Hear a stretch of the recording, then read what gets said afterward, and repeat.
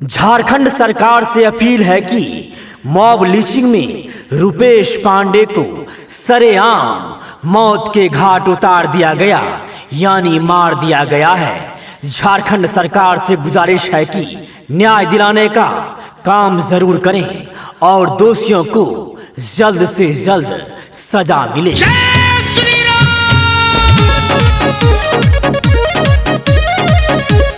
Music by Rakesh Mittal.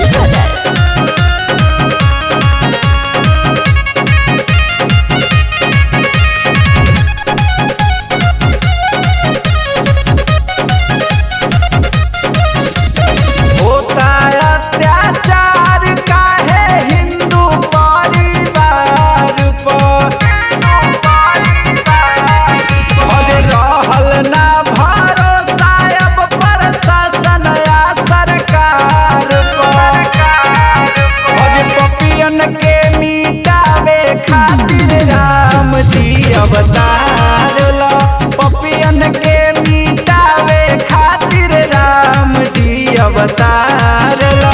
Pandey Rupesh के इन सब खातिर ठोस कदम एक बार लो। पपियन के मिटावे खातिर राम जी अवतार लो। पपियन के मिटावे खातिर राम जी अवतार लो।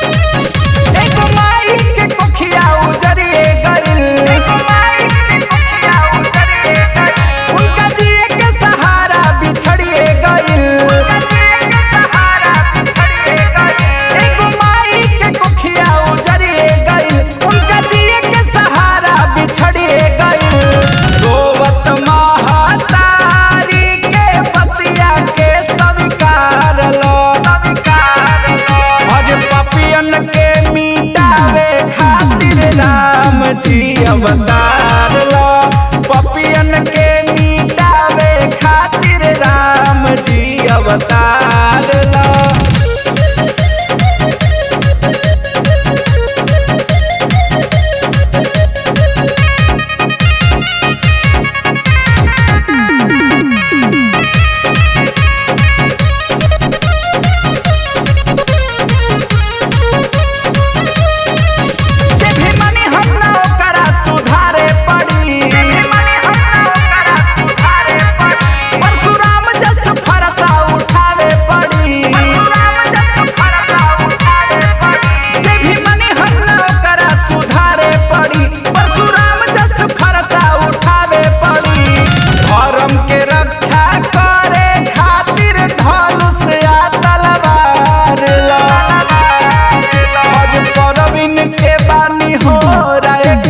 राम जी अवतार।